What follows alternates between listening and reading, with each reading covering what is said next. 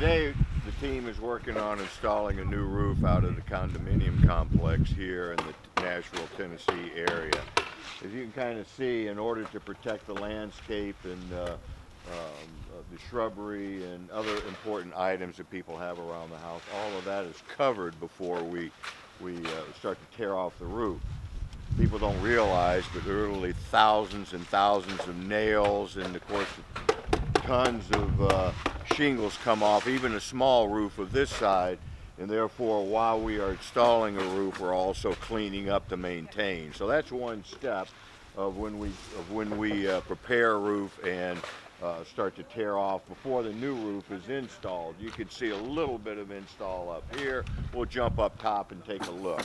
This particular roof had some wind damage about 3 or 4 years ago. This front roof was replaced.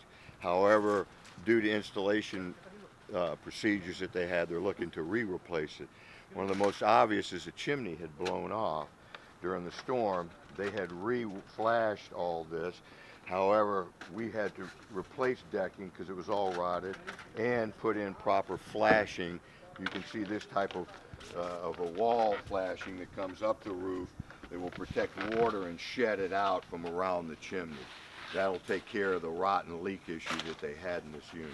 To properly flash a chimney, siding will be required to take off, so that's all done. So now ice and water, rubber material will be run up the wall a little bit underneath. So rubbery material, like you saw on the back, will run here and up the wall a little way, and the step flashing set on that.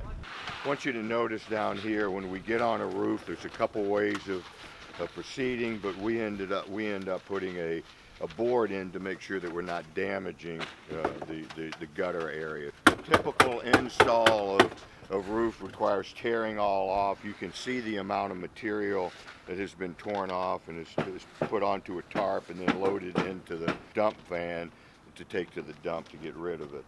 But they have constantly people working on that to make sure that it's clean with all the nails, etc. Years ago, they used to put shingles on that came straight up the roof in 3-foot wide sections. Architectural shingle to help maintain the structure, to maintain no damage to the shingle, is put on more of a stair-step kind of a manner, like you see over here, where you work from one end to the other. Therefore, you don't need to lift shingles to put them together. They just all fit together like a piece of a puzzle. So a typical architectural shingle install. If it was a 3-tab shingle install, like you see on the roofs across the way here that have not been redone yet, those are installed straight up the roof in what they call a racking style. That's the reason why people go with the heavier shingle, the less likely shingle to be damaged during a wood storm, which is the architectural laminated type of shingle which we're installing here. This is a typical cut-in for ridge vent. You can see the gap of about 2 inches on each side of the main ridge. This is a venting that lets the air come up from the soffit, flows up the roof, and then comes out the entire length of the structure on top of the structure or the ridge of the house.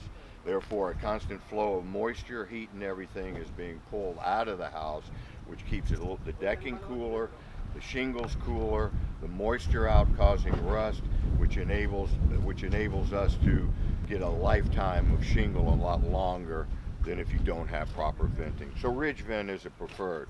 If you take a look over here, you can see we have step flashing, and of course step flashing is what's placed up under the wall, here a vinyl wall, and then between the shingles to make sure that we shed water off. Here you can see a few pieces have been put in, for example here. Therefore, the next piece of flashing would come in on top like this. Therefore, water continues to shed and does not get back up into the structure itself. Step flashing, new step flashing will be installed on this. We've got a transition from a shingle roof to a shed roof. Therefore, metal is being placed down to make sure that the water runs far enough out onto the shed roof area. So additionally, to make sure that water does not get up underneath the shingle, a strip of ice and water or rubbery material is run across at about 2 to 3 feet above the decking onto the the steeper roof. This is a dryer vent that will be capped off with the proper kind of venting when we're through. You have the 2 inches for the ridge vent, again, cut back so that you get plenty of airflow. New boots will be installed to make sure we don't have leaks around the plumbing vents. So all the materials are here. The guys have been years of experience, know what to do to make sure that we dry in the building the way it should be. And that's a roof install today.